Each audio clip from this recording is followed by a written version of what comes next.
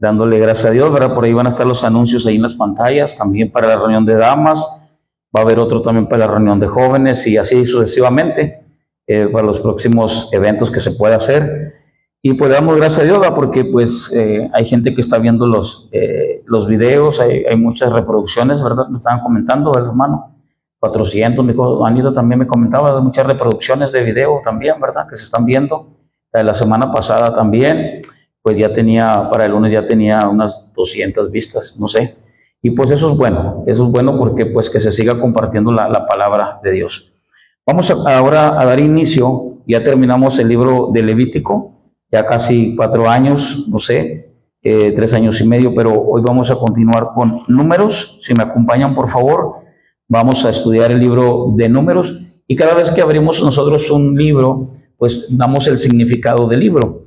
Por ejemplo, cuando empezamos con Génesis, pues hablamos de qué es el Bereshit. Siempre por lo regular es la primera palabra, ¿sí? Cuando empieza el libro. Entonces, cuando dice la Escritura, en el principio creó, la palabra es Bereshit, en el principio, de ahí el significado de Génesis, ¿va? Que significa principio. Luego ya después vimos el libro de Éxodo también, el libro de Éxodo de la palabra Shemot, es la primera palabra, significa nombres, y luego después vimos Levítico también, que habla de Él llamó, que es la primera palabra, y ahora vamos a ver Números. Números es una palabra hebrea, es Vayedaber o Debar, que significa habló. Entonces, ese es el significado, ¿verdad? De Números, es habló. Entonces, porque se usa como el primer nombre. Entonces, solamente es como ya vamos a empezar el libro de Números, pues hablar un poco del contexto, ¿verdad? A qué se refiere y de qué habla. Entonces, este capítulo 1 de Números va a hablar del censo, el censo de las tribus de Israel. Este es el censo de las tribus de Israel, es donde ahora vamos a ver precisamente que está basado en la numeración, ¿verdad? En la numeración, y su enfoque es importante en lo que, en ver estos los números, algo Dios quiere enseñarnos a través del libro de Números, porque vamos a ver nosotros precisamente eso, la multiplicación. Entonces, Números habla del censo, por el año 1405 antes de Cristo, ¿sí? Que es el último año donde muere ya el líder, que es Moisés, es el último año de la vida de Moisés. Y todo esto va a suceder, ahorita lo vamos a ver con la escritura, del año 2 hasta el año 40, podríamos decirlo. Es un proceso en el cual ellos salieron ya de Egipto. Vamos a ver todos los acontecimientos y la peregrinación. Queda, podríamos decir, no se habla mucho, ¿verdad?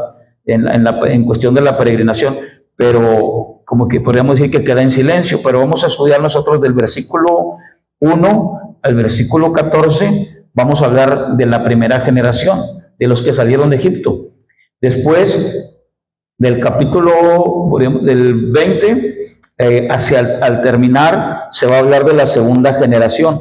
Entonces, ya tenemos ahí el medio del capítulo 15 al versículo 19. Vamos a ver precisamente cómo la primera generación va muriendo, cómo van muriendo ellos y cómo va creciendo la segunda generación.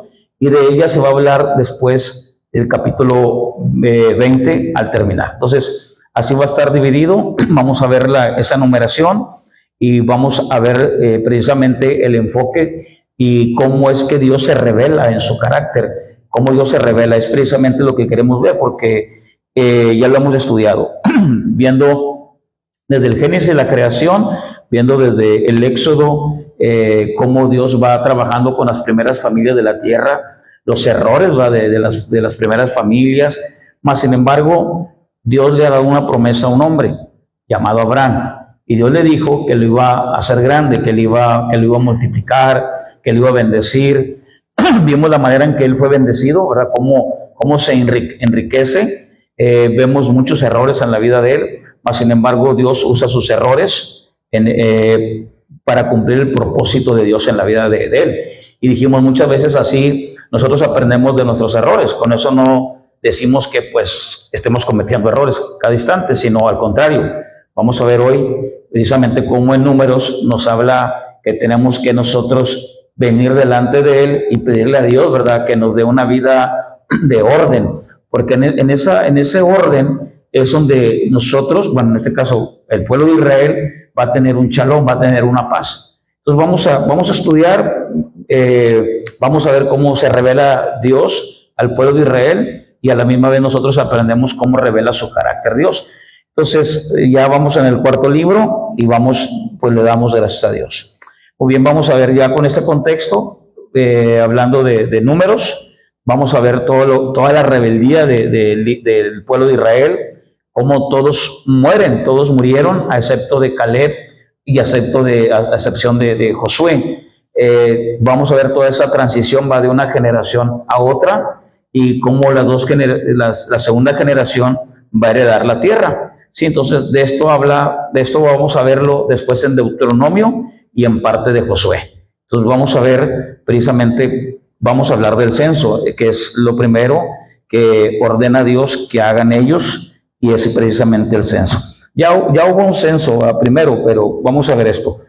Números, capítulo 1, la primera palabra ahí es habló, por eso de ahí que se determina para el pueblo hebreo, para el pueblo de Israel, que la palabra números significa habló, que es una palabra hebrea de bar. Muy bien, entonces, habló Jehová a Moisés, vamos a leer el 1 y el 2. Dice, habló Jehová a Moisés en el desierto de Sinaí, en el tabernáculo de reunión, en el día primero del mes segundo, en el segundo año de su salida de la tierra de Egipto, diciendo, tomad el censo de toda la congregación de los hijos de Israel, por sus familias, por las casas de sus padres, con la cuenta de los nombres, todos los varones por sus cabezas. Muy bien, dice aquí entonces, habló Jehová a Moisés en el desierto de Sinaí.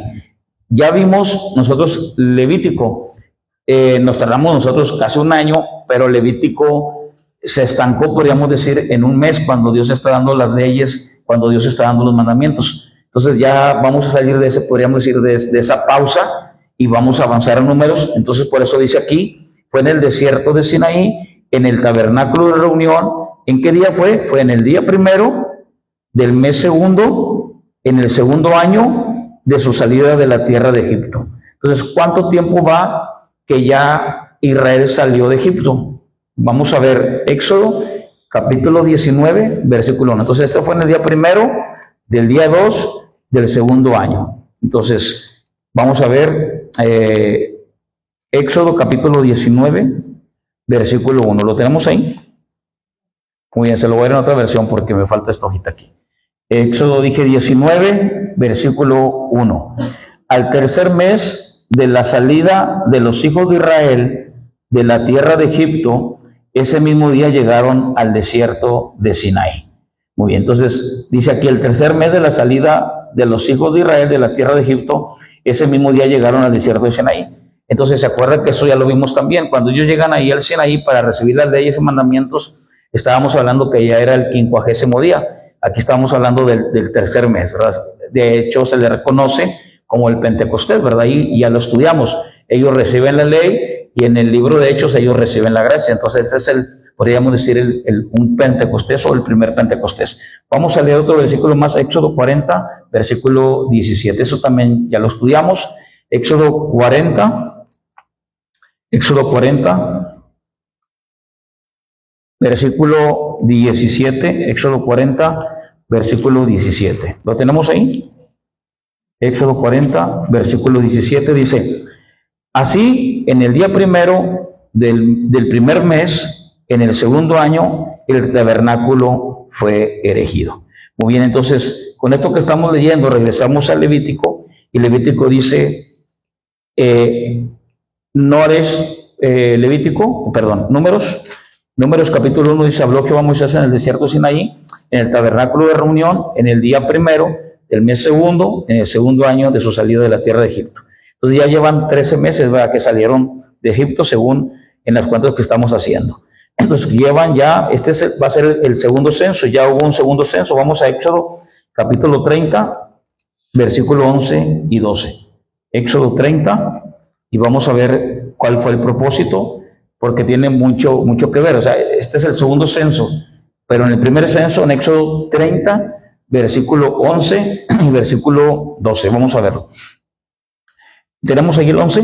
Dice, habló también Jehová a Moisés diciendo, cuando tomes el número de los hijos de Israel, conforme a la cuenta de ellos, cada uno dará a Jehová el rescate de su persona, cuando los cuentes, para que en ellos, dice, para que no haya en ellos mortandad, cuando los hayas contado. Muy bien, ese se llama, ya lo estudiamos ese tema, era el dinero por el rescate. Y todo eso precisamente era porque iba a ser la edificación del tabernáculo, todo ese dinero se iba a invertir en algo. Entonces, ese primer censo era para hacer una recolección para el tabernáculo, ¿sí? Muy bien, entonces vamos a ver este segundo censo. Este segundo censo, según Números capítulo 2, dice, tomad el censo de toda la congregación. O sea, imagínense, ¿cuánta gente es? ¿Se acuerdan? Estamos hablando de casi más de 2 millones de personas. Entonces, tomar un censo va a ser bien complejo, bien difícil, porque ¿cómo es? Primeramente, ¿cómo lo van a hacer? ¿Quién lo va a hacer? ¿Quiénes serán los encargados? Y todo eso. Entonces, pero es precisamente lo que Dios quiere que ellos vean. Y eso es lo que nosotros debemos de ver hoy. Miren lo que dice aquí. Tomen el censo de toda la congregación de los hijos de Israel, por sus familias, por las casas de sus padres, con la cuenta de los nombres, todos los varones por sus cabezas. Entonces, ya vimos que en este segundo censo ellos se van a dar cuenta de algo. Es mucha la multitud de personas, es mucha la gente que salió, se ha multiplicado mucho. ¿Se acuerdan cuando entraron, cuando estudiamos Éxodo, cuántos fueron los que entraron a Egipto? ¿Quién se acuerda? Eran muy pocos. ¿Eran solamente cuántos? ¿Se acuerdan? 70 solamente. O sea, eran muy poquitos. Entonces estamos hablando de que en esa servidumbre y en esa esclavitud, ellos precisamente se cumple lo que Dios les había prometido. ¿Sí se acuerdan cuando Abraham recibe la promesa y Dios le dice precisamente, oye, ¿y cómo le vas a hacer y cuándo lo vas a hacer? Y Dios le responde, Dios le dice, pues mira, te voy a llevar a una tierra, sí, extranjera, y ahí serás esclavo. Y ahí es donde, sí, Abraham recibe precisamente que en una opresión, en una esclavitud de servidumbre, es donde Dios lo va a llevar precisamente a cumplir un propósito. Entonces, alguien dirá, oye, pues ¿para qué preguntaba, verdad? Pero no, él tiene que recibir esa palabra y aprendimos nosotros algo. Que a veces que en los momentos de mayor opresión, en los momentos más difíciles de nuestra vida es donde Dios, sí, en el Nuevo Testamento lo vemos, en ese momento de prueba es donde nosotros vamos a alcanzar madurez. Y en esa esclavitud es donde ellos maduran, es donde ellos empiezan a ver la mano de Dios. Mas, sin embargo, vimos en Levítico precisamente cómo ellos empiezan a recibir las leyes. Y ahora vamos a ver en Números precisamente que la primera generación que vieron la mano de Dios, ellos han visto precisamente cómo Dios obra, cómo los sacó de Egipto. Dios les dice, les voy a dar leyes, les voy a dar mandamientos, mas sin embargo, la ira de Dios va a descender sobre todos ellos. Eso es lo que vamos a estudiar. Dios los maldice, todos mueren, nadie entra, a excepción de Josué y de Caleb. Entonces, qué tremendo, porque pues ellos viendo la mano de Dios, ellos viendo lo dice el poder portentoso de Dios, ¿sí? Donde Dios dice, quiero que todas las naciones vean que yo soy su Dios y cómo los saqué con mano firme. Entonces, ellos han visto todo eso y es donde Dios ahora les quiere revelar algo. ¿Qué les va a revelar? Que cuando ellos hagan el censo, ya vimos, el primer censo, ¿para qué era? Dijimos, para la recolección del tabernáculo, ¿sí? Era para poder construir el tabernáculo. Este segundo censo tiene mucha importancia, porque es mucha la gente, ¿sí? Es mucho lo que... Pero ellos van a ver algo. Ellos van a ver algo de una persona que recibió, fíjense, que recibió una palabra. ¿Cómo se llama esa persona, dijimos?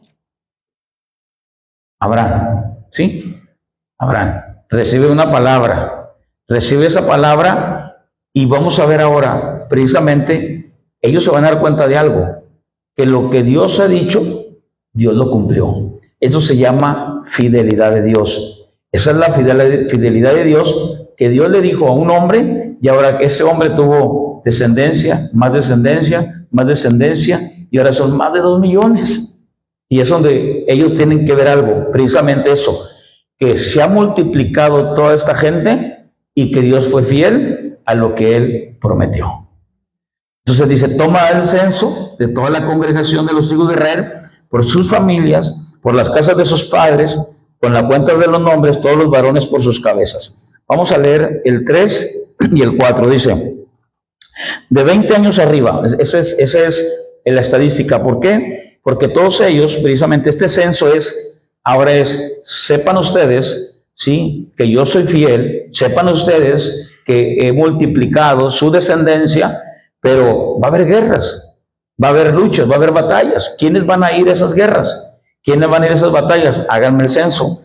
Y dice así, de 20 años arriba, todos los que pueden salir a la guerra en Israel, los contaréis tú y Aarón por sus ejércitos. O sea, no es de que si puede, o sea, es de 20 años para arriba. Ese es el servicio que ellos tienen que hacer. O sea, es defender su nación, ¿sí? ¿Qué pasaría si aquí en México, por ejemplo, ¿sí?, se viene una guerra? ¿Sí? ¿Los cristianos irían a la guerra o no irían? ¿Ustedes qué piensan? ¿Sí o no? Sí, para defender. Bueno, quizás la mitad de los cristianos dirían, no, yo no iría porque yo soy cristiano, yo no puedo matar a alguien, porque la Biblia dice, no matarás.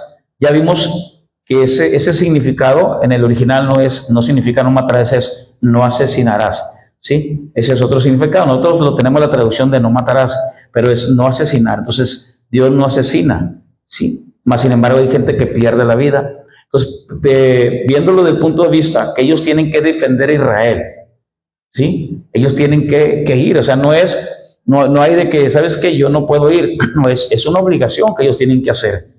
Entonces, precisamente, ¿qué sucede con nosotros si alguien se trata de defender y de ir a una guerra? El ir a una guerra, pues sería que ellos no vinieran y conquistaran, que no mataran a nuestra familia, que no mataran a nuestros seres queridos. Entonces, no es que vayamos a asesinar. Otra cosa es que nosotros vayamos a otro país a querer hacer daño. Eso es diferente. Pero si alguien viene, nosotros tenemos, dice el Señor, ¿verdad?, tenemos el derecho de defender en ese caso. ¿verdad? En este caso estoy hablando de una guerra.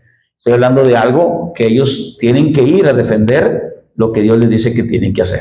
Entonces, ¿cómo va a ser esto? ¿De cuántos años para arriba? De 20 años arriba. Todos los que pueden salir a la guerra en Israel, los contaréis tú y Aarón por sus ejércitos. Y estará con vosotros un varón de cada tribu, cada uno jefe de la casa de sus padres.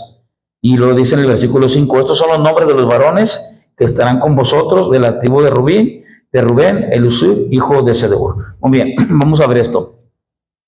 Todo ha sido muy rápido, mas sin embargo ellos tienen que hacer un censo, ¿sí? Entonces ya ellos tienen que definir cómo poderlo hacer, cómo se debe de hacer, cómo poderlo designar, porque no es fácil. Vamos a leer un poquito más atrás para ver qué consejo precisamente le da Jetro a Moisés cuando se acuerda que pasó precisamente el de escoger hombres que tuvieran un liderazgo. Entonces vamos a ver Éxodo capítulo 18, versículo 21 al 23. Éxodo 18, versículo 21 al 23. Éxodo 18. ¿Lo tenemos ahí? Éxodo 18, 21 al 23. Déjenme ver. Voy a ver esta versión. Éxodo 18, 21 al 23. ¿Ya lo tenemos ahí? ¿Me sigue? Dice, además, escogerás de entre todo el pueblo hombres capaces. ¿Cómo van a ser estos hombres? Dice, capaces, temerosos de Dios, hombres veraces que aborrezcan las ganancias deshonestas, y los pondrás sobre el pueblo como jefes de 1000, de 100, de 50 y de 10, y que juzguen ellos al pueblo en todo tiempo, y que traigan a ti todo pleito grave, pero que ellos juzguen todo pleito sencillo. Así será más fácil para ti, y ellos llevarán la carga contigo. Estamos en el libro de Números, capítulo 1. El tema es el censo de las tribus de Israel. ¿Qué vamos a aprender de esto? Mire lo que acabo de leer. Según Números, ¿sí?, el censo que tiene que hacer precisamente Israel es para que ellos se den cuenta de algo muy importante. Número uno, se han multiplicado. Dios es fiel. Ellos van a ver la fidelidad de Dios esta generación que para cuando vayamos al capítulo 14 va a empezar a morir, ¿sí? Van a estar muriendo ellos y va a empezar a crecer la otra generación. Pero mueren precisamente porque la ira de Dios desciende. Entonces, el carácter de Dios ahora se va a revelar sobre la vida de ellos con ira. Fíjense, esto es muy importante. En Números capítulo 1 dice la Escritura: quiero que escojas un varón de cada tribu, cada uno jefe de la casa de sus padres. Entonces, ya vimos cómo en una ocasión se escogió un liderazgo. El liderazgo que se escogió lo vimos en esta manera cuando Jetro le da un consejo a Moisés para que escoja un liderazgo. Podríamos decir un organigrama que se use, por ejemplo, en lo secular, afuera de lo que es la iglesia. Ahorita lo voy a llevar a la iglesia. Pero todo este sistema, ¿sí? Este sistema podríamos decir, de orden, lo ha tomado precisamente en lo secular. En el caso mío, que estudié administración, al ver algunos libros de Maxwell, de muchas cosas de administración, me daban clases de los organigramas. Yo no entendía todavía porque no tenía todo el conocimiento bíblico. Y pues los maestros nos decían, este es un organigrama, puede ser tipo A, organigrama tipo B, organigrama tipo C, organigrama tipo... Había diferentes tipos de organigrama, pero el que lo presidía, pues era el presidente, ¿verdad? El presidente ejecutivo. Y luego ya después venía, pues, que el gerente, y luego después de ahí se dependían los departamentos, ¿verdad? Contraloría, ventas, créditos y tardanzas, créditos y cobranzas, y así empezaban a verse los diferentes departamentos. Ya de ahí, sí, había otros tipos de subdivisiones. No, pues que el contralor, bueno, pues el contralor tiene el fiscalista va y pide a los contadores, el contador viene con el subcontador viene con el auxiliar, y así. Entonces, fíjense cómo es esto. Jetro le dice a Moisés: quiero que te escojas, primero, ¿quiénes son los líderes ahí? ¿Quiénes son los que están arriba? ¿A quién Dios escogió? Moisés y Aarón. Ellos son los encargados de todo. Pero Dios le dice a Moisés: Moisés, es mucho tu trabajo. Tú tienes que escoger a uno de 1000, a otro de 100, a otro de 10, a otro de 5, ¿sí? Entonces, ¿se fija cómo va el orden? Ahora, llegamos a Números, reciben las leyes, reciben los mandamientos, y Dios le dice: ahora háganme un censo. Ya el primer censo vimos que era para la recolección del tabernáculo. Este segundo censo es para que vean ellos esto, muy importante. Para empezar, para darles de comer a 2,5 millones, ¿sí? Entonces Dios está dándoles un mensaje claro a ellos y también a nosotros.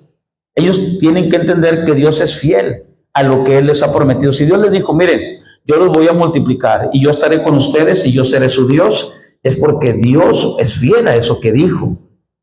Entonces, fíjense, en una situación tan precaria en el desierto, Dios les da todo: maná, agua de la peña. Están en un hábitat muy difícil, mas sin embargo Dios les suple. Imagínense, nosotros a veces yo escucho que: ¿y ahora qué vamos a comer? ¿Y ahora cómo le vamos a hacer?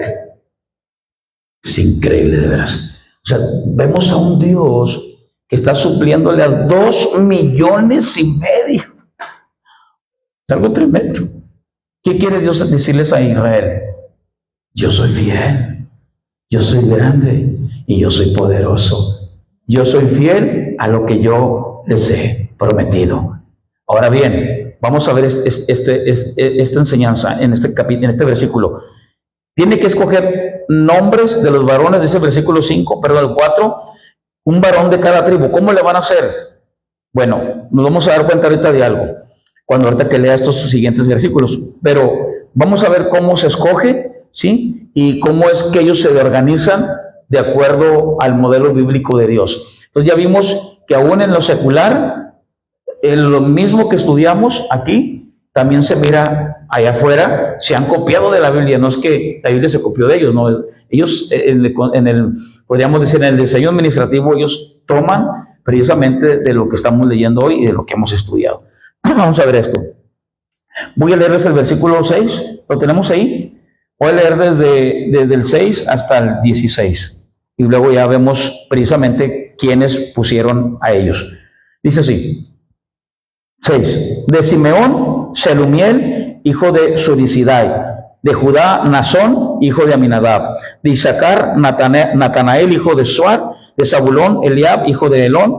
De los hijos de José, de Efraín, Elisama, hijo de Amiud. De Manasés, Gamaliel, hijo de Pedasur. De Benjamín, Abidán, hijo de Gedeoni. De Dan, versículo 12, Eliezer, hijo de Amisadai. De Aser, Pagiel, hijo de Ocrán. Imagínense así todos. Y lo bien difícil los nombres. A ver, ¿cómo te llamas? Y lo, ¿cómo? Y son 2 millones. Tremendo. Y luego dice, de Gad, Elisafat, hijo de Deuel. De Neftalí, Ahira, hijo de Nan. Ya para este momento que estoy leyendo, dije, ya me revolví yo todo. Y se me dice, a ver, ¿a qué hora pasó Gedeón? ¿Y dónde está? Pues quién sabe. ¿Cuál es o qué? Entonces, nombres difíciles para nosotros. ¿Cómo le van a hacer? Son 2 millones de personas. Imagínense a Moisés y Aarón. A ver, Aarón, ¿y tú, Moisés? No, eso tienen que hacerlo rápido. Esto es rápido. Tienen que, estamos hablando de Números, el libro de Números, el censo de las tribus de Israel. Y Dios les dice en el versículo 16, fíjense lo que dice el 16, esto es clave para nosotros hoy. Estos eran los nombrados de entre la congregación, príncipes de las tribus de sus padres, capitanes de los millares de Israel. 17. Tomaron pues Moisés y Aarón a estos varones que fueron designados por sus nombres. ¿Quién los designó? ¿Quién los designó? No nos dice. En Éxodo sí. ¿Se acuerda? Es Moisés y Aarón escogieron hombres capaces, hombres temerosos de Dios. Es muy importante esto. Nadie puede estar al frente si no tiene temor a Dios. Esto es muy importante. Este mismo diseño lo va a llevar el apóstol Pablo al Nuevo Testamento. ¿Sí? Porque Pablo precisamente habla de esto también en el Nuevo Testamento. Vamos a verlo de esta manera. Primero, ¿quién los escoge? Dios. O sea, ya no vimos si Moisés los... No. Es Dios los escoge, Dios los nombra y Moisés los toma. Cuando Dios los escoge, Dios los escoge, la congregación confirma. Porque ellos no dicen, no, ellos no. Sin embargo, Moisés los toma porque Dios los ha escogido. Es, por ejemplo, ahora en el día de hoy... Ya estamos aquí nosotros trabajando para el Señor, se va a levantar una misión, y entonces de repente oramos, y yo puedo decir, muy bien, se va el hermano Juan Pérez, se va ahora como anciano, y toda la congregación dirá, ¿sí? Y es más, de hecho, yo levanten un papelito si todos están de acuerdo, entonces ustedes van a decir, no, sí, estamos de acuerdo. A lo mejor va a haber 1 o 2 que dicen, no, me cae bien gordo Juan Pérez, ese no. Pero si usted dice, son 100, pero 98 dijeron que sí, pues se confirma que esa persona es la persona que Dios ha escogido, ¿sí? Entonces, ¿qué hace aquí Moisés? Moisés toma a esa persona y el modelo de Dios es este. Más adelante, en el Nuevo Testamento, primero, ¿qué hace Dios en la iglesia primitiva en el libro de Hechos? ¿Se acuerda que había mucho, podríamos decir, llega un momento que hay mucho desorden y empiezan a quejarse?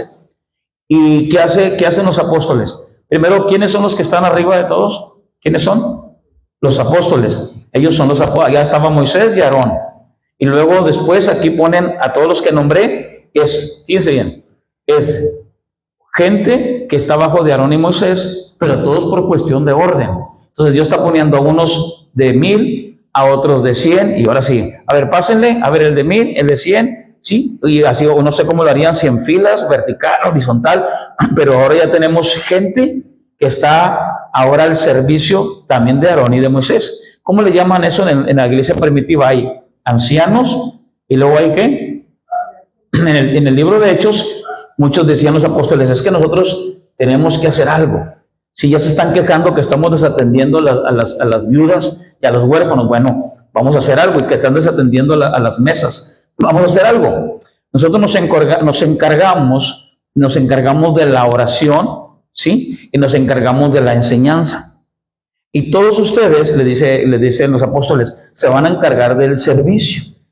Muy bien, eso es el mismo diseño para el día de hoy, ¿sí? Aquí debemos de haber ancianos. Por ejemplo, yo soy un anciano. Va a llegar un momento dado que aquí lo que estamos leyendo es de 20 años a 49. Son los que van a la guerra.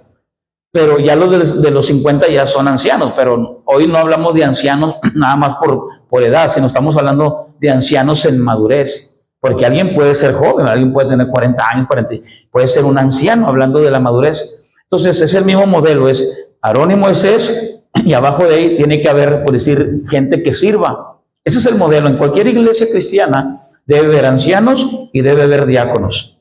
Ese es el modelo, ¿sí? Entonces, es lo mismo. En la iglesia primitiva hay, en el libro de Hechos, ancianos, diáconos, y las características están en Tito y en Timoteo. Esos son los ancianos y son los diáconos. Entonces, ese es el modelo de Dios. Que, por ejemplo, el diácono que esté sirviendo, ya si alguien que esté como diácono, podemos nosotros, como vamos a poner como Vida Nueva, decir, bueno, él es una persona que está sirviendo. Muy bien, pero él dice, ¿qué le parece si él me ayuda a mí? Ah, bueno, entonces ya hicimos otra subdivisión, ¿se fija? A lo mejor esa persona acaba de llegar y no necesariamente puede ser un diácono, puede ser una subdivisión del diácono. ¿Sí? ¿Sí me voy explicando? Es como lo que estamos leyendo aquí.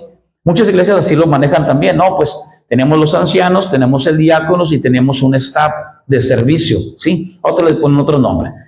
Lo importante es que no se pierda lo primero, que son ancianos y diáconos. En el caso de nosotros tenemos, pues en este caso, nosotros, mi esposa y yo, que somos los ancianos, que tenemos que orar para que se levanten más ancianos, que prediquen la palabra, que oren por los demás, ¿sí? Entonces, porque la palabra sí lo dice. Muy bien, entonces, hay diáconos. Si hay, todos los que sirvan en algo son diáconos. Pero fíjense bien qué es lo que hace, qué es lo que dice el Señor desde Jetro. Eran gente que era temerosa de Dios. Entonces, por eso a veces podemos cometer errores al poner gente que sirva y que no tengan temor a Dios. Y se pueden pelear entre ellos mismos. Y la idea es que la obra crezca. Y lo que menos queremos nosotros es que haya pleitos, y más en el servicio. ¿Por qué? Porque somos el rostro de Dios cuando nos vayamos allá afuera, cuando estemos haciendo algo aquí dentro de la iglesia. Entonces, por eso es muy importante esto que estamos aprendiendo hoy. Entonces, ese es el modelo. Entonces, toda la iglesia debe de respetar, Israel debe de respetar lo que Dios estipula, ¿sí? Y la edad para pelear, ya vimos que es de los 20, ¿es arriba de qué? De los 20 hasta los 49. Vamos a leer números, a excepción de niños y mujeres. Números 1, 17 al 19, vamos a ver, ¿lo tenemos ahí? Muy bien. Dice, tomaron pues Moisés y Aarón, estos varones que fueron designados por sus nombres, 18, y reunieron a toda la congregación el día primero del mes segundo, y fueron agrupados por familias, según las casas de sus padres, conforme a la cuenta de los nombres, por cabeza, de 20 años hacia arriba, como Jehová lo había mandado a Moisés. Nos contó en el desierto de Sinaí. Entonces, ya tenemos cómo se escogieron, fue Dios. Ahora vamos a ver la información del censo. Vamos a leer Números 1, versículo 20. Y los vamos a ver que se repiten algunas cosas. De los hijos de Rubén, primogénito de Israel, por su descendencia, por sus familias, según las casas de sus padres, conforme a la cuenta de los nombres por cabeza, todos los varones de 20 años arriba, todos los que podían salir a la guerra. Los contados de la tribu de Rubén fueron 46,500. De los hijos de Simeón, por su descendencia, por sus familias, según las casas de sus padres, fueron contados conforme a la cuenta de los nombres por cabeza, todos los varones de 20 años arriba, todos los que podían salir a la guerra. Los contados de la tribu de Simeón fueron 59,300. Se fija cómo es, casi podríamos decir exacto, 59,300. De los hijos de Gad, por su descendencia, por sus familias, según las casas de sus padres, conforme a la cuenta de los nombres de 20 años arriba, todos los que podían salir a la guerra. Los contados de la tribu de Gad fueron 45,650. De los hijos de Judá, por su descendencia, por sus familias, según las casas de sus padres, conforme a la cuenta de los nombres de 20 años arriba, todos los que podían salir a la guerra. Y luego dice, los contados de la tribu de Judá fueron 64,600. De los hijos de Isaacar, por su descendencia, por sus familias, según las casas de sus padres, conforme a la cuenta de los nombres, de 20 años arriba, todos los que podían salir a la guerra. Entonces vamos a ver, 29. Los contados de la tribu de Isaacar fueron 54,400. 30. De los hijos de Zabulón, por su descendencia, por su familia, según la casa de sus padres, conforme a la cuenta de sus nombres, de 20 años arriba, todos los que podían salir a la guerra. 31. Los contados de la tribu de Zabulón fueron 57,400.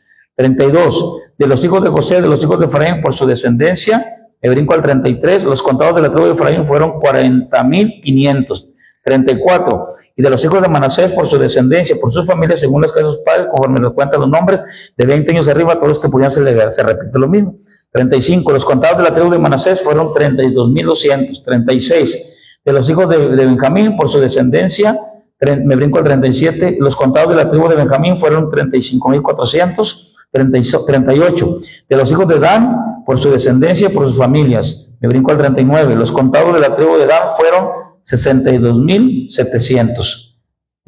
De los hijos de Aser, por su descendencia, me brinco al 41, los contados de la tribu de Aser fueron 41,542. De los hijos de Neftalí, por su descendencia, por sus familias, me brinco al 43, los contados de la tribu de Neftalí fueron 53,444.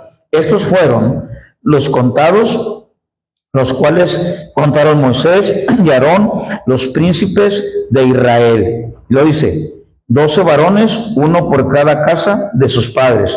45. Todos los contados de los hijos de Israel por las casas de sus padres, de 20 años arriba, todos los que podían salir a la guerra en Israel, fueron todos los contados 603,550. Entonces, fíjense, 603,550. Entonces, son demasiados, ¿verdad? Entonces, ¿qué es lo que está pasando aquí? Yo les dije hace un momento, son tantos, pero más sin embargo, en su hábitat, en el desierto, no les va a faltar a ellos nada. Dios les da el maná, Dios les da agua de la peña. O sea, en otras palabras, todo viene de arriba, todo viene de Dios. Ellos, hermanos, sus vestidos, sus sandalias, no se van a desgastar. Imagínense, pues si no, ¿dónde los van a comprar? Entonces Dios les dice, no se va a desgastar sus vestidos, sus sandalias. Dios es fiel. No se preocupen. Le está diciendo el Señor, le está dando este mensaje. Esto es precisamente para que ellos vean precisamente que todo viene de Dios. Vamos quiero ir al Nuevo Testamento. Ponemos aquí un dedo, aquí un dedito, una marquita, separamos ahí y nos vamos a Hebreos, en el Nuevo Testamento. Es precisamente esta generación la que un día que está viendo la mano de Dios, no es cómo le vamos a hacer, no es nunca les va a faltar nada, se va a glorificar Dios, Dios se va a glorificar, que así sucede en nuestras vidas. Cuando nosotros venimos delante de Él y tenemos alguna necesidad, no es cómo le voy a hacer. Hay creyentes que se entristecen, ¿verdad? ¿Y ahora qué va a pasar? Ya me corrieron del trabajo, ya perdí mi negocio, ya no sé, algo. Dice el Señor, ahí es donde Dios se quiere glorificar. Dice la palabra, sin fe es imposible agradar a Dios. Miren cómo ellos hacen que Dios se aire, esta primera generación. Vamos a leer Hebreos capítulo 3, y esto sí es de peligro. ¿Qué Dios está mandándoles un mensaje a ellos? No es tan fácil, o sea, no es tan ligero acercarse a mí. O sea, acercarnos a Dios. Dios quiere una relación con nosotros, pero es lo que Dios le está diciendo a Israel, al pueblo de Israel, es acercarse a mí. Acercarse a mí no es cualquier cosa. Entonces Dios dice, yo soy fiel, pero ustedes tienen que mantenerse en lo que yo les he prometido. Tienen que creerle a Dios. Él los sacó de Egipto, tienen que creerle a Él. Miren lo que dice Hebreos capítulo 3, versículo 7. Habla del reposo del pueblo de Dios. Y en el autor de Hebreos nos lo hace ver así. Por lo cual, como dice el Espíritu Santo, no, si oyeres oír su voz, no endurezcas vuestro corazón como en la provocación en el día de la tentación en el desierto. El Espíritu Santo, en este caso la tercera persona de la Trinidad, en este caso es Dios, que está hablando al pueblo de Israel, es precisamente que ellos escuchen lo que Dios les está diciendo. O sea, Dios los está haciendo que ellos razonen. Miren todos los que saqué, ¿sí? Les voy a dar todo esto. Entonces Dios les está diciendo, yo soy fiel. Entraron 70, salieron 2,5 millones casi. Entonces dice el Señor, eso es que ustedes escuchen la voz del Espíritu Santo. Porque hay gente que dice, no, es que a mí Dios no me habla. No, aquí está la palabra. Antes Dios nos hablaba a través de los profetas, ahora tenemos la palabra profética más segura, que es la palabra de Dios. Aquí tenemos la palabra, es inefable, es inerrante, o sea, no tiene errores. Aquí está la Escritura, aquí está lo que Dios nos dice, aquí está el carácter de Dios revelado. Y ahora dice el Señor, no endurezcas vuestro corazón. ¿Cómo lo endurecieron ellos? ¿Cómo lo endurecieron? Precisamente viendo que Dios les va a dar todo, que Dios les promete, que Dios los ha sacado de Israel y el versículo de Egipto. Y el versículo 9 dice, donde me tentaron vuestros padres, me probaron y vieron mis obras 40 años. O sea, ellos vieron la mano de Dios en 40 años. Dice, a causa de lo cual me disgusté contra esa generación. Esto es lo que vamos a estudiar del 1 al 14. Él se disgusta con esa generación. O sea, Dios se aira. De hecho, Dios, lo vamos a ver, Dios los maldice. Dios se aira. Y luego dice, y dije, siempre andan vagando en su corazón. O sea, ven la mano de Dios y, ay, no, queremos carne, queremos esto, queremos lo otro. ¿Por qué Dios no nos da aquello? ¿Por qué Dios no nos da lo otro? Dice el Señor, siempre andan divagando en su corazón. A causa, versículo 10, a causa de lo cual me disgusté contra esa generación, dice la palabra en el versículo 10, y no han conocido mis caminos. 11, por tanto juré en mi ira. O sea, Dios jura por su ira, o sea, por sí mismo, en su ira no entrarán en mi reposo. Mirad, hermanos, ahora fíjese cómo dice ahora a la iglesia, mirad, hermanos, que no haya ninguno de vosotros corazón malo de incredulidad, para apartarse ¿de qué? Del Dios vivo.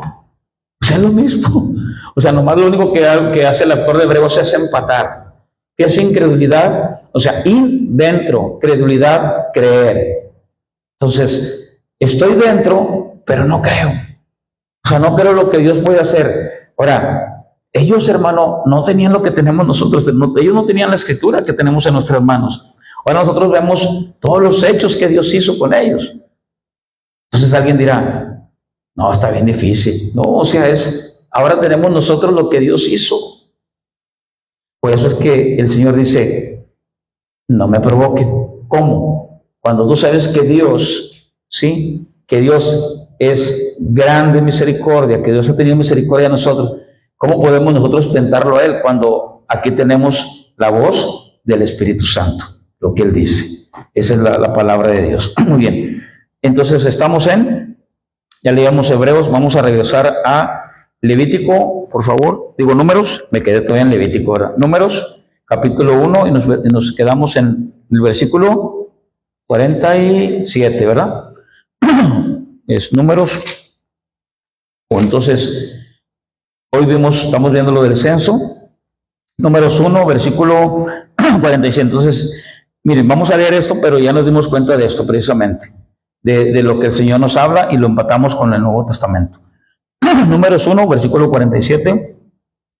Dice, pero los levitas, según la tribu de sus padres, no fueron contados entre ellos, porque habló Jehová a Moisés diciendo, solamente no contarás la tribu de Leví, ni tomarás la cuenta de ellos entre los hijos de Israel. Versículo siguiente dice, sino que pondrás a los levitas en el tabernáculo del testimonio, sobre todos sus utensilios, sobre todas las cosas que le pertenecen. Ellos llevarán el tabernáculo y todos sus enseres, y ellos servirán en él y acamparán alrededor del tabernáculo. Y cuando el tabernáculo haya de trasladarse, los levitas lo desarmarán, y cuando el tabernáculo haya de detenerse, los levitas lo armarán, y el extraño que se acercare, ¿qué dice? Morirá. ¿Quiénes son los que no son contados entre el censo, según lo que acabamos de leer? ¿Quiénes? ¿De qué se cargan los levitas? Son los que, junto con los sacerdotes, acuérdense que los sacerdotes son los que ministraban, ¿verdad? Precisamente ministraban los sacrificios. Los levitas están en el servicio. Entonces ya tenemos sacerdotes, los levitas no pueden ser precisamente contados, ellos no van a la guerra, ellos están al servicio, de Dios precisamente, y es lo que Pablo dice ya en el Nuevo Testamento. Entonces los levitas son apartados para el servicio de Dios, ellos no pueden enrolarse en la guerra. Otra vez volviendo lo mismo al Nuevo Testamento, a la iglesia primitiva, Pablo nos dice que el obrero es digno de su salario, ¿verdad? Entonces, no tiene nada de malo, ¿verdad? No tiene nada de malo que alguien precisamente sea sostenido, ¿verdad?, por la iglesia, ya hablando en el Nuevo Testamento, que sea un obrero. Y la Biblia dice, no pongas bozal al buey que trilla. No pongas bozal al buey que trilla. Entonces es porque eso es para el sostenimiento. Pablo dice, yo puedo hacer uso de ese derecho, mas sin embargo, Pablo, aunque fíjense, Pablo Pablo recibía sostenimiento de otras iglesias para servir a otros. Entonces, Pablo iba y recibía ofrendas y él daba y servía en el ministerio. Más sin embargo, él dice, también hay cosas que yo deseo y cosas que yo anhelo, pero por eso él hacía tiendas. Pablo hacía tiendas y había tres tipos de tiendas. Las tiendas donde ellos podían cubrirse del sol, ¿verdad? Cubrirse de la lluvia, pero había otro tipo de tiendas. Esa tienda es precisamente, así se le llamaba a la vestidura que usaban los rabinos, que eran los que se cubrían para hacer oración. ¿Sí los han visto ustedes ahí en imágenes que se cubren? Bueno, esas son tiendas. Entonces algunos estudiosos de la Biblia nos hablan de esas tiendas que Pablo hacía y que él vendía, no de las otras tiendas. Entonces él hacía de esas tiendas para que él se podría en ese momento dado, pues tener, si él tenía un deseo de hacer algo, o para no ser carga en un momento dado, para la iglesia que no podía sostenerlo, pues él hacía tiendas. Más sin embargo, él recibía de otras iglesias. Muy bien. Ahora sí, vamos a ver algo. Vamos a leer del 50 en adelante.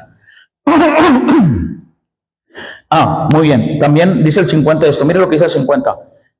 El 50 dice que, sino que pondrás a los levitas en el tabernáculo. Pero en el 51, lo que vamos a ver ahorita, dice, cuando el tabernáculo haya de trasladarse, los levitas lo desarmarán, y cuando el tabernáculo haya de detenerse, los levitas lo armarán, y el extraño que se acercare morirá. Entonces muchos dicen, no, pero ¿por qué van a morir? Bueno, y lo ven por el lado malo, es que el que se acerca muere. No, vamos a verlo del lado diferente, es Dios pone los levitas para que tú no mueras, ¿sí? O sea, Dios pone el levita para que sirva en la administración. Él no va a salir a la guerra, no se va a enrolar, él se va a encargar solamente del servicio, del servicio de Dios, y ellos van a ser guardados de no morir. Precisamente esa es la bendición que ellos tendrán, porque Dios está levantando a estos hombres para que ellos ministren. Muy bien. Entonces, nadie puede acercarse, y eso era pena de muerte, solamente el sacerdote y el levita. Así que no significa discriminación, sino era precisamente para protección de ellos. Vamos a seguir leyendo y nos quedamos en el 51, vamos a leer 52 al 54, y aquí también pues tenemos otra enseñanza. Los hijos de Israel acamparán cada uno en su campamento, y cada uno junto a su bandera por sus ejércitos. Ellos manejaban banderas, ¿sí? Pues de hecho, ese era su estandarte, en la bandera, cada tribu tenía su bandera. Y entonces dice cada uno junto a su bandera por sus ejércitos. De hecho, había enemigos que usaban su bandera, y ellos era podríamos decir, su carácter, reflejaban su carácter de acuerdo a su bandera. Eso también ya lo estudiamos cuando leíamos, creo que el libro de Éxodo. Y ellos van a traer su bandera por tribu, ¿sí? Y precisamente van a ser su estandarte. De hecho, Yahweh Nisi significa Jehová mi estandarte. Vamos a leer el versículo 53. Pero los levitas acamparán alrededor del tabernáculo del testimonio para que no haya ira sobre la congregación de los hijos de Israel, y los levitas tendrán la guarda del tabernáculo del testimonio. Entonces, los levitas se acamparán alrededor del tabernáculo, eso después lo vamos a ver, pero aquí dice para que la ira de Dios no esté sobre la congregación. Entonces los levitas son como los sacerdotes de los mediadores, para que la ira de Dios no caiga, aunque más adelante van a morir porque va a venir la maldición y la ira de Dios sobre todos ellos. 54. Hicieron los hijos de Israel conforme a todas las cosas que mandó Jehová a Moisés, así lo hicieron. Entonces, estos que están siendo llamados, ¿sí? Es precisamente es lo que habla Dios en el censo, y Dios los está llamando precisamente a esto, que ellos deben de tener un orden en todo lo que Dios les está pidiendo, ¿sí? O sea, en todo esto, yo les dije hace un momento, es mucha gente. Número uno, ellos han visto algo, la fidelidad de Dios. Dos, el censo es para que ellos se ordenen, para que ellos tengan un orden de acuerdo a todo lo que Dios les está hablando. Imagínense, son 2 millones. Imagínense a Moisés solo, de hombres bien difíciles, ¿verdad? Penuel o cráneos.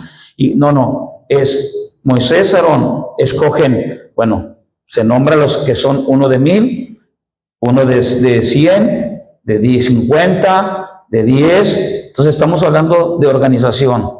Entonces de ahí ya vemos algo. Dios es un Dios de orden. Y Pablo lo vuelve a repetir. Pablo en el Nuevo Testamento le dice a los corintios, precisamente les dice, ustedes cuando estén en la iglesia, ¿sí? Si van a, no hablen en lenguas. Dice, no sea que entre un indocto, no sea que entre un indocto, uno que no está preparado para recibir eso, o sea, una persona que no es de la congregación, un incrédulo, entre y diga que estén ustedes precisamente locos. Dios es un Dios de orden. Entonces, fíjate cómo ahora lo mismo que estamos viendo hoy, terminamos el capítulo 1 de Números, es Dios avienta este mensaje. El censo es para que se ordene, para que se organice. Dentro de ese orden, yo quiero que veamos algo, porque en ese orden Dios les enseña algo a ellos y Pablo nos lo vuelve a enseñar. En 1 Corintios, capítulo 14, hablamos del shalom. Cuando hablamos del shalom es la paz de Dios. Ahorita vimos del reposo de Dios. Dios quiere que ellos entren en el reposo. Mas, sin embargo, ellos no tendrán reposo. ¿Por qué no tendrán reposo? Porque todos van a morir, no van a entrar a la tierra prometida. Y no tienen reposo porque ellos siempre están divagando en sus pensamientos. Siempre. Entonces, ¿qué sucede? Fíjense esto. Yo no puedo tener paz con Dios. Realmente no puedo tener paz si mi vida está desordenada. ¿Cómo era nuestra vida antes? Un desorden. Entonces, una persona que no se ordena en sus pensamientos, así sea un creyente, no va a tener paz. Va a andar siempre con ansiedad y siempre, miren, no va a encontrar la manera hasta ni de relacionarse con Dios y no va a encontrar la manera de saber cuáles son las prioridades en su vida. Le hablo a una persona que ya tengo casi 30 años en el Evangelio y que me he puesto a razonar todo eso. ¿Por qué? Porque hoy lo que me interesa a mí es precisamente eso. Quiero la paz de Dios en mi vida. Y tengo que luchar cada día por eso, porque hay cosas en nuestra vida que tenemos que poner en orden, ¿sí? Y que a muchos nos ha costado muchos años poner en orden eso, ¿sí? ¿Por qué? Miren lo que dice Pablo. 1 Corintios capítulo 14, 33, 40. El contexto son las lenguas, el hablar en lenguas, pero quiero brincarme hasta el 33 y leamos hasta el 40. Sí, ahí me sigue usted. Entonces, estamos llamados precisamente a eso, a ser ordenados. ¿Para qué es el censo en Israel? Para eso. ¿Para qué es el censo hoy? O sea, algo que se estableció hace muchos años, ¿se acuerdan? Estamos hablando de 3.500 y fracción. O sea, hoy se sigue usando por una institución, sí, federal, del INEGI, que es el Instituto Nacional de Estadística Geográfica. Entonces, es para saber, a ver, ¿cuántos hay en la familia? ¿Cuántos hay? Entonces ya tenemos una estadística y por lo tanto tenemos un orden. ¿Se fija cómo ellos copian el modelo? El gobierno, cómo copia, las empresas, cómo copian, los políticos, cómo copian cosas que son de Dios. Por eso en Estados Unidos, cuando aquellos hombres de Dios, que fueron los que prácticamente los americanos nativos, que ponen en Estados Unidos precisamente la escritura, la Biblia, la palabra de Dios, Estados Unidos avanza y prospera. Y prospera y prospera porque fue dentro de la voluntad de Dios, pero porque ellos fueron acercándose a Dios, obedeciendo a Dios y guardando su palabra. En las escuelas se leía la palabra de Dios. Sí, ahora con el nuevo presidente, para muchos disgustados, pero se está estableciendo, pues se quieren llegar a eso, a que se lea la Biblia, a que se establezca. El Salvador, siendo el país el más violento de todo el mundo, un país tan pequeñito, hasta que no llegó Bukele, ahora es conocido en Latinoamérica y entre los hispanos como un país de copiar su estilo de gobierno. ¿Sí? Hace poquito estuve en una junta y el alcalde mencionó a Bukele. Me gustaría que fueran para que vieran lo que él hace. Que para muchos familiares de esos delincuentes no les parece bien lo que les está haciendo el presidente. Pero ¿qué pasaba cuando ellos descuartizaban y mataban? Y durante muchos años ellos le cobraban piso y no dejaban nada. Y el gobierno estaba coludido con ellos. A tal vez que cuando entra Bukele, entra con todo su gabinete al Congreso de ahí de El Salvador y saca a todos los que están levantados porque ellos no querían que los quitaran del puesto que ya habían perdido.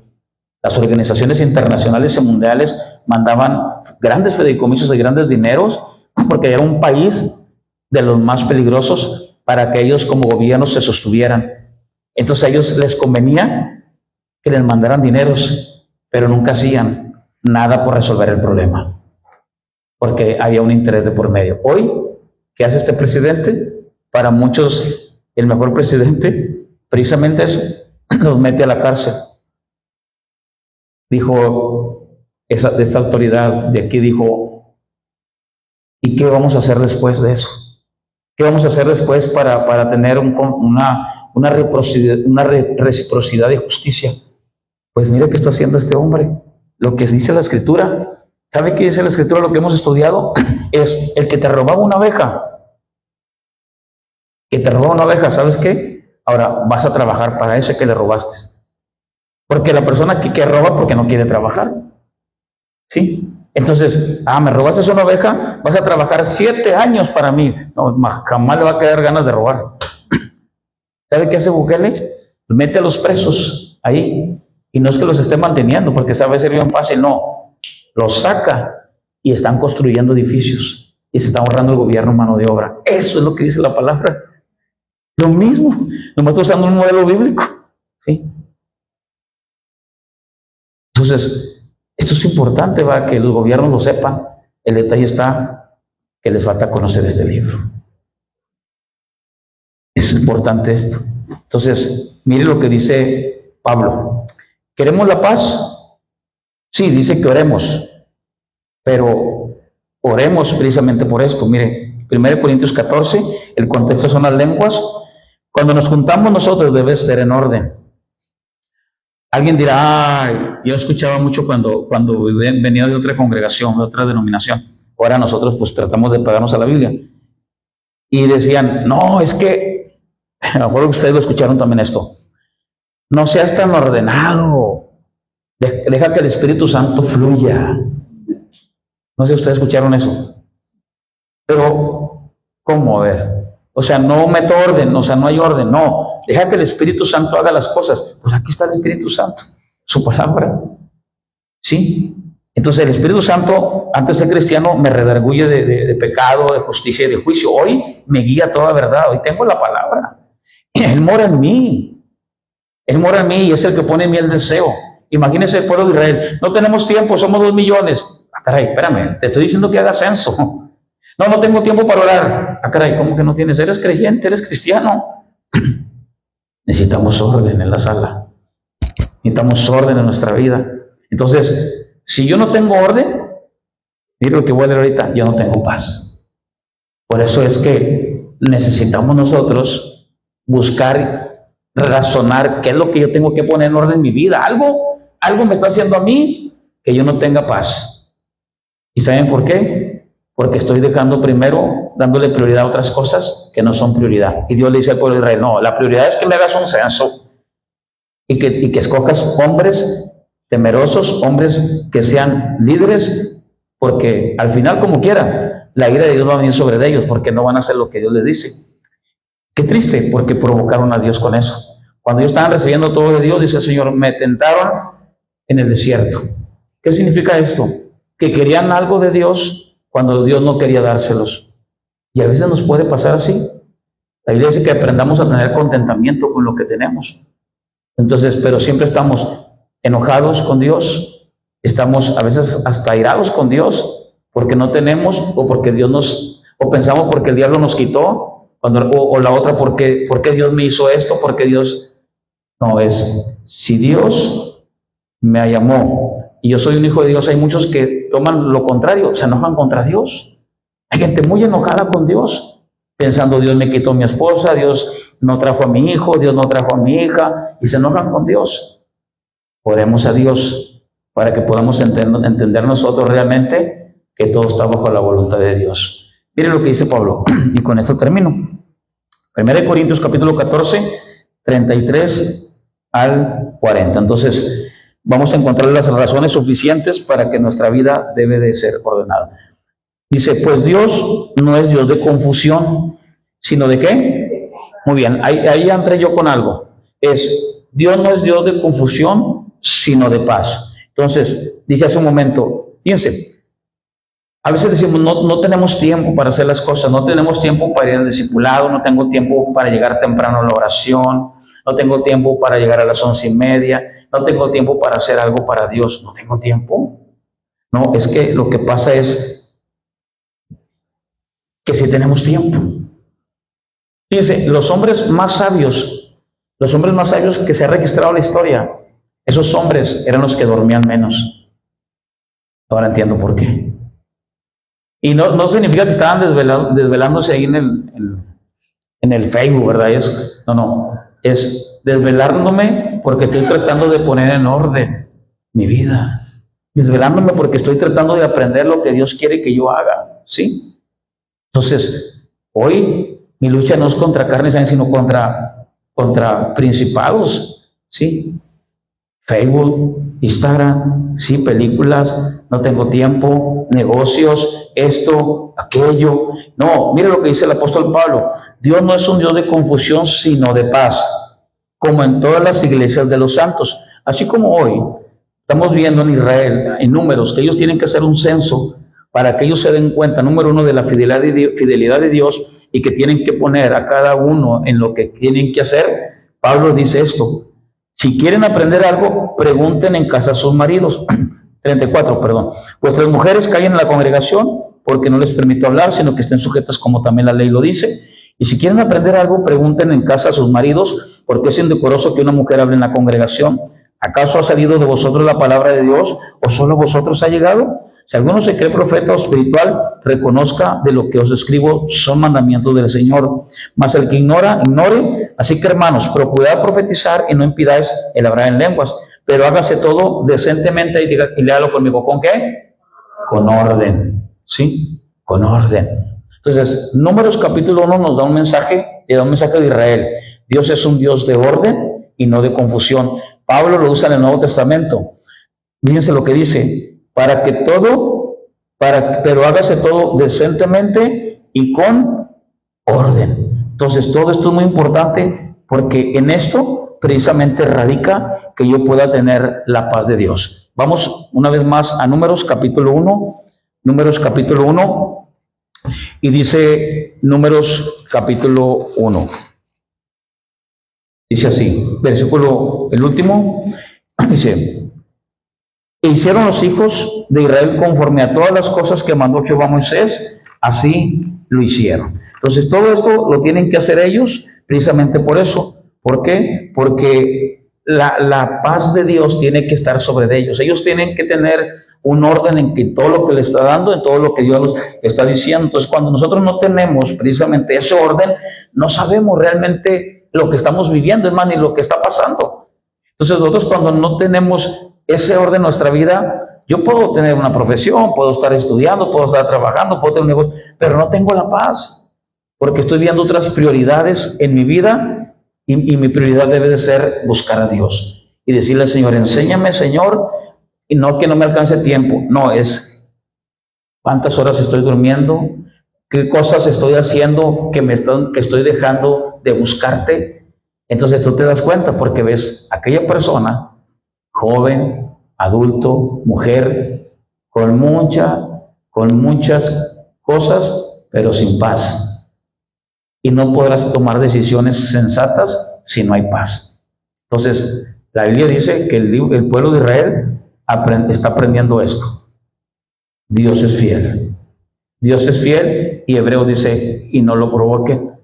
Y que cuando el Espíritu Santo hable, ellos no entren precisamente en la desesperación.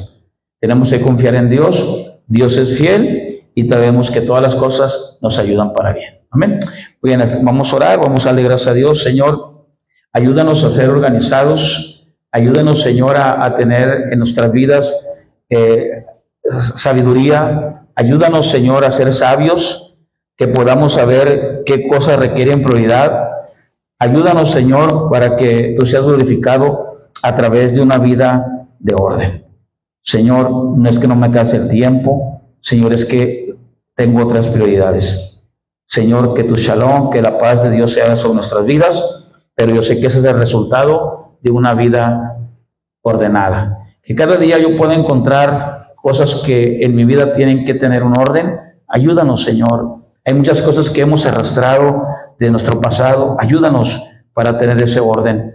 Ayúdanos a confiar en ti. Ayúdanos para que tú seas, Señor, en este caso que encontremos un agrado en tu corazón, Señor.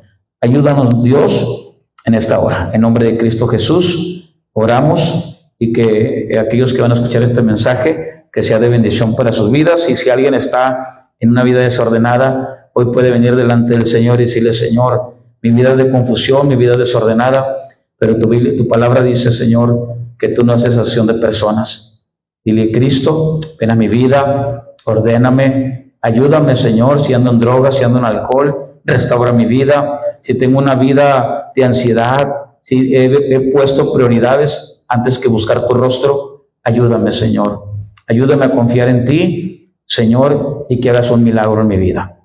Te doy a ti la gloria y la honra, en nombre de Cristo Jesús. Amén y amén. Así que el orden es muy importante, ¿se fijan? Es muy importante en nuestras vidas, es muy importante. No sé si hay alguna pregunta.